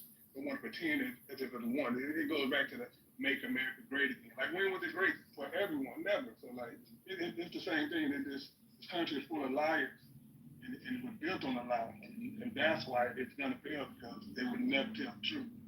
Well, I'm not black, but I'll say that during World War II, when the country did unite post-war for the Industrial Revolution, we were a pretty united, incredibly patriotic country in general. And if a black person wants to say that's not true because the experience is different, I'm not going to say that you're wrong. I'm not going to say that your experience is wrong. After World War II, the black soldiers was treated worse than the prisoners of war. The black soldiers came home and wasn't able to get the GI Bill like the white soldiers were. Like, so to say that we were united after World War II is crazy because them same black soldiers that fought valiantly was treated like shit when they got home. Whether or not they were treated like shit, they were proud to be Americans when they returned home as well. No, I disagree. I disagree. You disagree with the fact that black service members... You disagree with the fact that black service members returning from World War II weren't proud to be American based on their service? I disagree with you entirely. Do you think that patriotism for soldiers, black or white, might have shifted dramatically, Mike, after Vietnam? Do you think those soldiers came back all happy? Yeah, I think there was a shift after Vietnam, and I think that 20 years of Afghanistan didn't help either. What do you attribute the shift to with Vietnam? The threat of the draft and the people that were afraid to serve in the first place. So, or perhaps that it was also a lie. Like I'm sure you're familiar with Daniel Eisenberg and the Pentagon Papers. They didn't know it was a lie when they were protesting. They thought it was, but they didn't. No. I'm talking about soldiers coming back after they fought. After the Vietnam. Well, even when they came back, that's like an armchair quarterback way to look at it, I think, which I don't totally agree with that concept. It's kind of like saying that George W. Bush lied. What do you attribute it to then? If it's not what I attribute Vietnam to? I attribute Vietnam. Soldiers coming back disgruntled versus World War II, where they're like, I agree. I think soldiers are far more patriotic after World War II because that wasn't extremely important and cause to end Hitler. But Vietnam, very, very, very different. We had no business there, right? Would you agree with that? Again, I mean, I didn't live for it. I mean, I was a baby when it was going on. But I understand. You were just talking about soldiers. You were just telling You guys, I have how breaking- patriotic black soldiers were in World War II. So, go ahead, Serendipity. This is Melissa, the other Melissa. Taylor Swift and Travis Kelce are engaged. Yay! I don't know how he's intellectually stimulating for her, but more power to him. You were saying you're a baby in Vietnam, but you were telling Akima that black soldiers were coming back after World War II patriotic. So Hey, you know what's funny, Moose? Literally while we was talking, I'm driving for Uber. I had an older gentleman in the backseat, an older black man. I had no idea who he was. He was getting out the car after listening to what I said. He said, I'm a service member. Man, he had to be like 65, 70. Of course, he won World War II, probably Vietnam. But he said, everything you said is exactly right. I'm like, I wish you had time to tell these people that. He's like, I don't got time, but you stand up for what you just said, because everything you just said is 100% true. Literally, a Marine just got out of my backseat. So well, when that Marine was serving actively, when he was in the service, I guarantee that he didn't look at his fellow Marines like that. Taking action against. Well, I'm talking about on the ground, Marge. If somebody comes to, God forbid, rape your mom or something, how would you resist? In your case, would you just watch and just speak and say, don't do this, and not? Amir, you don't have to preach to the choir. I understand why all this is happening. I understand the logical and the rationale behind Hamas. That does not necessarily mean that I have to agree with any form of violence. No, I understand. Why? Much, I didn't ask about Hamas much. And just a second, this is the question you should perhaps ask the most notable one of the most notable people of all, which is Jesus Christ. What did Jesus during the shut the fuck up, Abu. What did Jesus say during the Roman Empire, which was I would even argue one of the worst type of empires? He said, "Forgive them, for they know not what they do," as they crucified him. Those are the value systems. Shut the fuck up, Abu. No, but Marge, I wasn't talking about Jesus Christ. I was talking about you. Let's say you've been through atrocities. I was asking you. Right. Let's say, God forbid, something happens to your mom in front of you. How would you resist? What would you do? Would you pick up something, shovel, or whatever you could do? I understand where you're going with this, and I understand that the violence breeds the use of violence in response, and up to the use of violence to remove the obstacles of living a fulfilled life, living with equality. That's not the point that I'm trying to make here. I understand what you're saying. I understand the rationale behind it. You don't have to sit preaching to me about the rationale. No, what would you do? I'm asking you, what would you do? That's all I'm asking. What would you do in that situation? The hypothetical that I gave you. Hypothetical questions, but of course, if somebody's going to come and hit me, I'm going to hit them back. I'm going to respond. I'm going to defend my home, and I'm going so you will pick up a baseball bat or something, right? And then you'll hit him? I mean, just one question. Let him finish up. Abu, I want to hear this, brother. Respectfully. For a lot less. I know, but I want to hear this really quick. For a lot less, I've gone into physical fights. That's not the issue. That's not the issue. That is violence, though, by the way. You know, that is violent resistance. Right, but that does not mean, because I'm human, but that does not mean that I'm going to sit promoting these type of ideologies of using violence in response. And that's not something that anyone can change. And for you, Abu, to sit there and laughing when I'm looking at You're a huge examples in history. You're a joke. Through the Roman Empire, which by far was worse than what we are currently experiencing. You sold everything that you have. You sold everything. You sold your religion. You sold your mandate. You sold your country. And those are the value systems that I follow. You could be a Jewish family raised you. You can have your own opinion. And a Jewish family raised you. But to impose that on me, and you have family on the idea. I don't understand the rationale behind what's going on in my own homeland. You guys just sound nuts. You literally said that I'll defend by hitting back, and then you said, "Oh, Hamas." Like, what the fuck are you talking about, you piece of shit? What the fuck are you even saying? You know what? You can go fuck off. You just sound like a very miserable piece of shit, just like any other people on this app. No, just go and continue to be so negative and so like repulsive. Keep bending over. Who are you No, hanging I'm out not to bend over for nothing, but you don't speak Keep for all bending over. Palestinians, and Wait, I do represent a huge segment of the Palestinians. That's all you do. So, Mike, hang on, hang on. I just wanted to come say hi. I wasn't really trying to have. Yeah, thank you for coming. No, I just wondering. I come later, but Abu, you don't represent all Palestinians. You don't represent anything but yourself. No, I do. I represent a huge segment of the Palestinian society who's being silenced by people like you who use your voices in a way to intimidate and to silence other Palestinians. It doesn't matter. There is diversity within our society, and it's to undermine the diversity within our society. Hang on. Wednesday has a question, please. Go I have ahead. a question. Hopefully you have that question for dumbass Abu, because I was. No, I'm asking. Continue my life here. I'm asking. Oh my God. Yeah, Los Angeles is not that nice. It's way better than a lot of other places, Los Angeles. So anyway, guys, I just wanted to come and say hi, Amir. Well, I gotta do you later, I would chop your head off, Abu. You wouldn't do a thing. Are you doing shit? I would shut the fuck up, you dumbass. So he comes in here preaching against violence. What a fucking scumbag.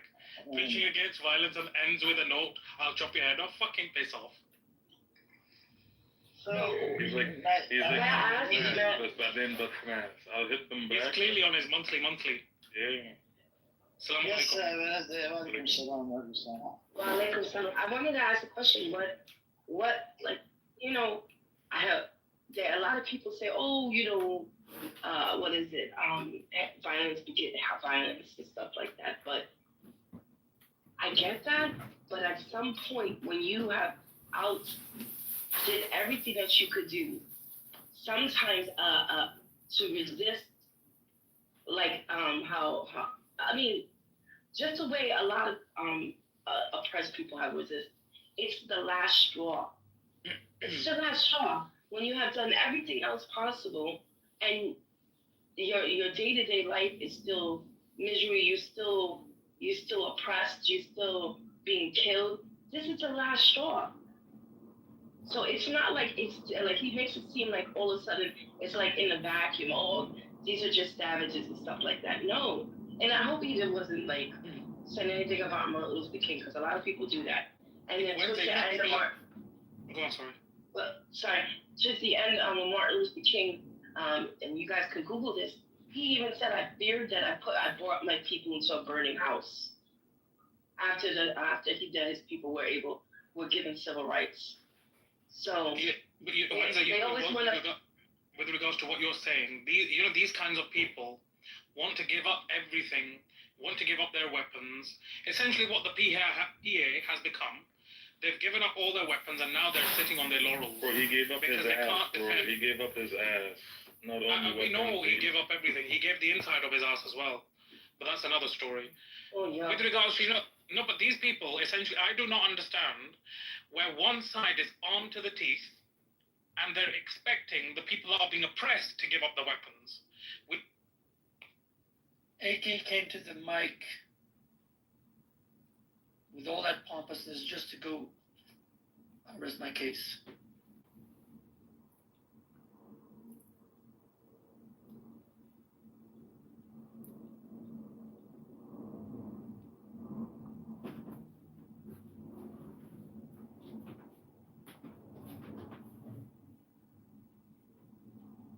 I don't know why Elizabeth doesn't come up. She's got so much to say in the chat. Like, just come up.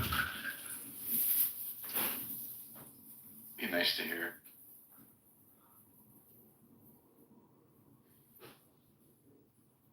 Jacob's gonna donate money. He's gonna donate a couple bucks to cover the income. Oh man. Sigma Y is the local icon, a male.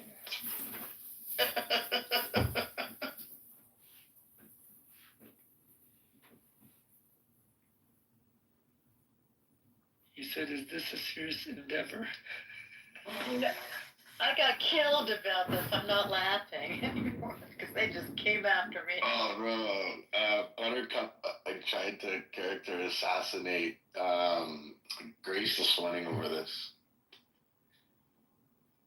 But didn't care what the message was. I played that video, didn't give a fuck that Jews are getting beat up, getting held hostage, getting fucking kidnapped in their own universities. Didn't care about any of that. You had to get crazy this morning. Yeah. It was called Let's Get the Canter. Yeah, Grace endorsing semen is what she pointed out. I'm like, no, it's income.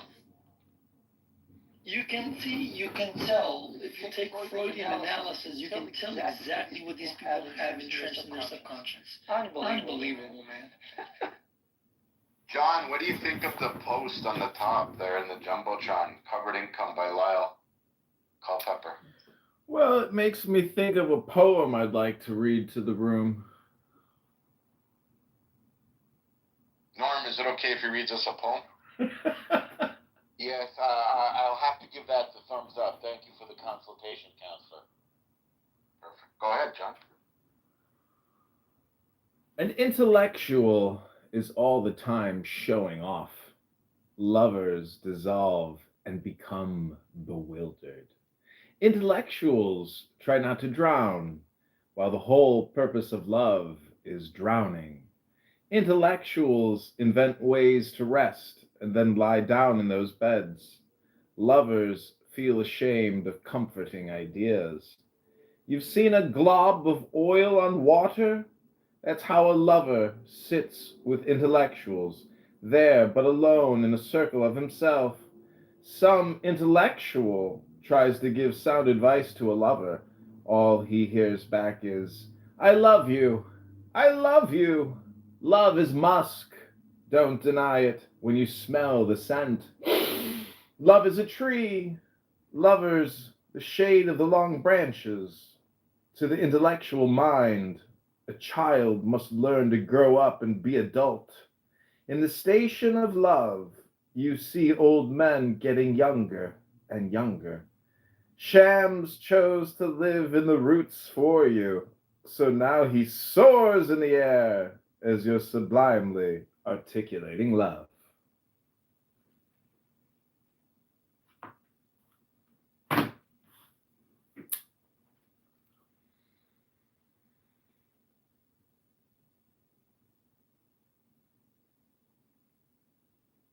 Looks like Bibi missed the best parts. I think so. Bibi, that could be a good conversation. I mean, I just get the feeling that Amir doesn't really live with all that much love in his heart or in his surroundings. It must be very difficult to be such a cranky old bugger. Yeah, love is powerful. Especially when it comes from unexpected places, towards unexpected places.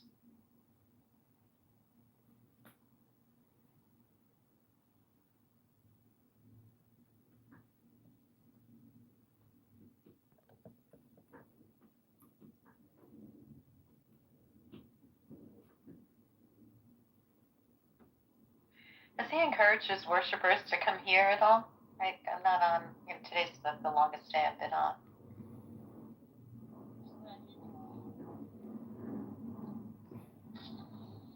Okay, fine. I just felt like then he'll feel less likely to block me if, okay. No, this is the thing with you, Danny. You're just a bitch, okay? Because in the other room... Danny, you're a bitch? I didn't know that. He texted me, someone blocked me from the room, and then you're asking why people block you, Danny. Yeah, you can't block, you gotta...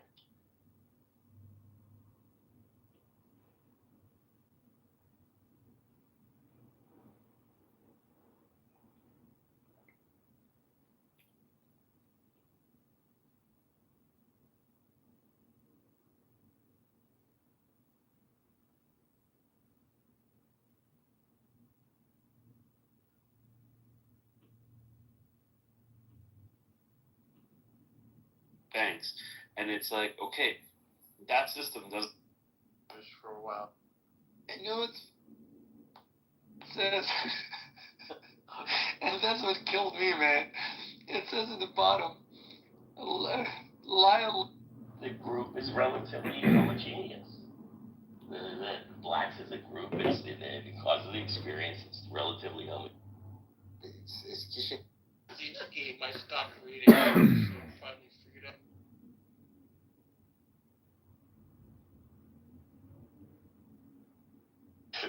Because the more we're exposed to one another, the more we see the humanity in one another, and the more we accept each other as people who are like ourselves, instead of fucking dick, but get in a situation 4% one population and 96% the other population, yeah, it's fucking fraught with all kinds of racism and bullshit.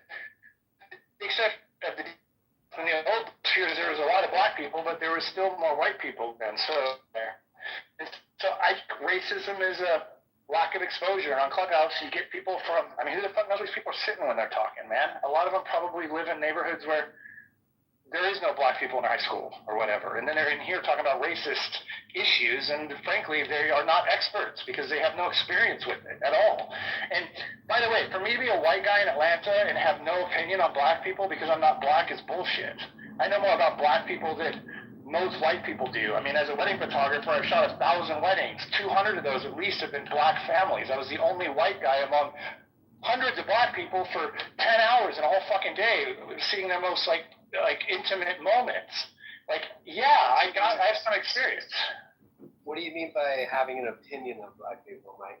Oh, a lot of black people will tell you that white people don't have an opinion about their issues at all because we're not black.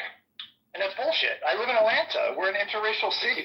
That's what I mean. Can you give me an example of one of those set opinions? Well, I don't. Okay. So, as someone who shot weddings with black families, I noticed that black people are almost always late compared to white people. Okay, that's my experience with weddings. I've also noticed that black people at the receptions have way more fun and are way. Yeah, that too. Well, that's real. So I've realized that stereotype's real. Okay, but I've also realized that white people suck at having fun, and black people are way better at having fun. So culturally, they are more, they're tighter knit amongst one another. White people are more selfish between one another. I've noticed that difference. Like these things, when I talk about them, for someone to say, oh, you're white, so your opinion doesn't matter, or it's not right, or you shouldn't be saying this because you're white, wouldn't make any fucking sense because I have eyeballs. I'm smart enough to see trends, and I've noticed that these things are fucking true. Now, if I hadn't been around these situations at all in my life, like when I was 18 years old, I grew up in Issaquah, Washington. There was one black person and 2,500 people in my high school. So no, I didn't know this stuff then, but I do now, and I have a right to say it because I know more than other white people who grew up in a place with no experience. So. I don't know, like, I think the people that have experience and personal testimony of their realities have a right to be part of a conversation about black and white issues, back and forth.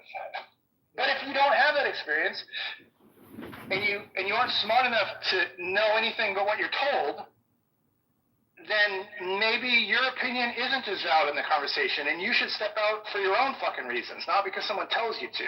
Like, not every opinion is fucking equal. Not every opinion matters. Like, we've completely lost the ability to respect somebody with a fucking PhD in a subject that put 12 years of study into something that we found on the internet on our own.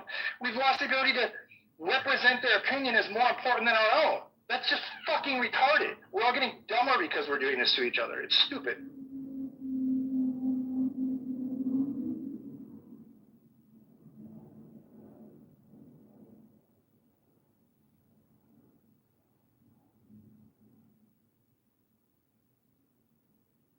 It's like arguing with an astronaut about flat Earth, or arguing with a pilot about flat Earth. You're fucking stupid, okay? Arguing with a doctor about vaccines? Well, you're not as stupid as the former, but it's not a very bright thing to do, considering they put thousands of hours into their craft, and you, I don't know, hang light bulbs for a living, and you both have access to the internet. Like, what the fuck? You should appeal to authority.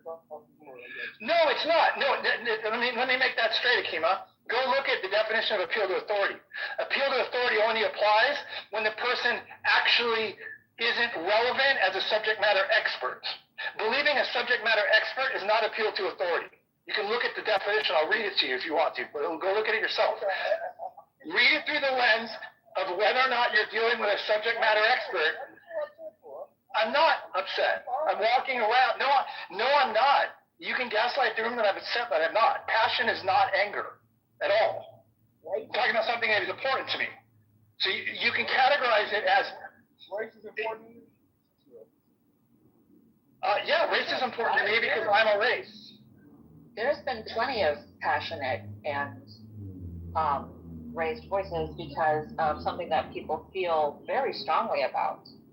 And I think it's encouraged here. It doesn't break a rule if you're not interrupting. It doesn't break a rule if you're being respectful, things like that. And that's what these things are for, is to share these conversations. And honestly, you don't know this because I'm not in person. I'm pacing right now. When I start thinking and getting when I start feeling passionate about something, I stand up and start moving while I'm talking. It's an ADHD thing, I guess. And as I walk, my energy increases and my heart rate raises and then my voice gets louder. It's not anger. Not for me. So there might be other people that are hot when they're like this, but that's not me. It's just me. I'm in the groove. I'm feeling heard. I'm talking about things that mean something to me. Like when that happens, my voice raises, it speeds up, and I end up pacing. It's not anger.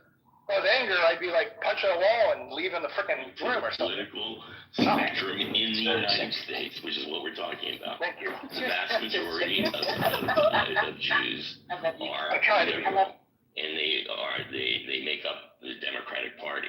If you look at the leadership in Congress and in state legislatures, 90 to 95% of the Jewish representatives are Democrats, and 90 to 95% of the blacks are Democrats. Not just politically. I think what he's saying is like lifestyle, culturally. Like, how's their family structure? Would you say is more liberal? No, it's exactly. See, what I'm saying is that you preach liberalism to everyone else, right? What percentage of Jews? You know, practice conservative values in your own personal. What percentage of Jews? There are 7 million Jews in the United States. Those values, and that's why you guys are so powerful. Even though this is what you don't seem to understand. This is what you don't understand. There are 7 million Jews in the United States right now. Okay, most of them live in the New York City area. Out of those 7 million Jews, only 10% are Orthodox. Only 10%. Now, those 10% of the Orthodox are very religious, are very conservative, tend to vote Republican, do support Trump. That's absolutely true. 10%. 10%. Only 50% of Jews actually belong to a synagogue. Okay? And only like 30% ever go to a synagogue in the first place. So no, you don't seem to understand what you think Jewish is a religion. No, it's not. It's an ethno. It's a different ball of wax. Are we a race? No, we're multiracial, but we are a specific ethnic group and nationality. We're not just a religion. I'm an atheist Jew who doesn't belong to a temple, but who does go to the temple periodically and celebrates the holidays. So where do you get that? We're our own animal. It's you can't compare it. And to say that there's conservative, no, the conservative Jewish lifestyle, particularly in the United States, 10% are Orthodox. Even in Israel, you would think that there would be more Orthodox in Israel. No, there's maybe 10 to 12% of Israelis are Orthodox. That's it. That's it. So this idea is bullshit. The majority of Jews in the United States are progressive, are moderate to the left, progressive. Almost all are Democrats. And again, it tracks very similar to the Black American population as well. Ben, it's the same thing. Family structure track very similarly to the Black American population? This family structure, I don't know why you're like have a big deal about that. And that's not relevant to the conversation of politics. Oh, that's much more. Oh, what? No, it's not. What? Yeah, I don't think it's relevant to the conversation. It's like, yeah, there's a difference between political conservatism and social conservatism, right? What you practice, what you, how attached you are to your religious doctrine, how attached you are to living within those, within those parameters. Right. I would say, again, there's two different spectrums of conservatism as it relates to Jewish people. There's the international Zionist conservatism, which is different. I got a large family. Jewish on all four grandparents came from Eastern Europe in the late 1800s. Okay, and I have a branch of the family that's been living in Israel since 1900. So I started having a good viewpoint of this stuff, and I keep on going back to the point that you keep on talking about. They're trying to put that over the whole population. It's 10%. So yes, they exist, but they exist as a very small group that's different than the rest. You would say that there's on the Zionist spectrum, correct?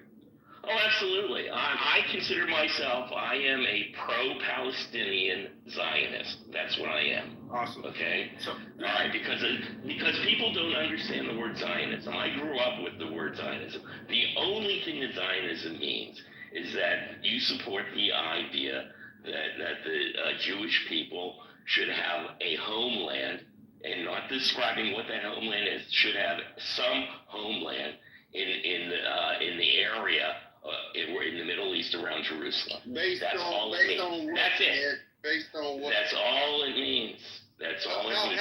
How old is the idea that Israel should be in that? Isn't that a conservative value that you're? That's not a no. That's not a no. That is Israel. No. It's the idea. It's the idea of national identity is what it is. Okay. All right. People in Armenia, there are like many, many, many more Armenians that live outside of actual Armenia. Okay. But if Armenia didn't exist and you have like 15 million Armenians that live outside, don't you think they deserve to have a land that represents them where they are a majority population? I think the same thing's for the Kurds. The Kurds there are millions, tens of millions of Kurds that have their own language, that have their own identity, that have their own history. They should have their own country where they're the majority in northern Iraq and southern Turkey. They absolutely should have their own. And the Palestinians, no matter what their history is, no matter, you can argue about it, they are a specific identity that have an attachment to the land where they are a majority. They are a majority in Gaza, in the West Bank. They should be given the right, just like the Jews were given the right to the Israeli borders within the 1967 borders. The Palestinians, who've always lived there, should have their own land, and that's their land that they run themselves. Period. End of story. What about Black Americans, Ben? Do you think that Black Americans should have their own nation state as well? Well, first of all, technically, that's what Liberia was about. Liberia was about Black Americans going back and starting their own state. So technically, you have that. But as a Black American, do you identify with that? No. First of all, I think the Black, it's too large a group. It's not like it's attached to a land. I live in Burkina Faso, okay? And the fact of the matter is, even Burkina Faso is completely artificial. Who do you think made up the borders of African countries? So Ben, are you saying that that's like Black Americans' reparations is Liberia? Is that what you're alluding? What if you want to sit there and say that should Black Americans have a country? No, that's what you're saying. Just say it with your chest. No. I'm not saying it should be that way. I'm not saying it should be that way. I'm saying is that not why Liberia was created? I think it was more of a settler colonial project. I think it was a failed attempt to have a settler colonial project on the continent as opposed to a real homeland for Black Americans. In reality, a real homeland for Black Americans would be here. How can you have a homeland for Black Americans when, there's some Black Americans? But first of all, I have to tell you, having lived in Africa for 5 years, the strongest connection to the people here are with their traditional tribes. So I live in Burkina Faso, which is 60% of the Mossi nation, the Mossi people. And then there's also the Diala people. There's 51 separate identities, but 60% of them are organized around the Mossi people. The head of the Mossi people, the Naba, have much more power than the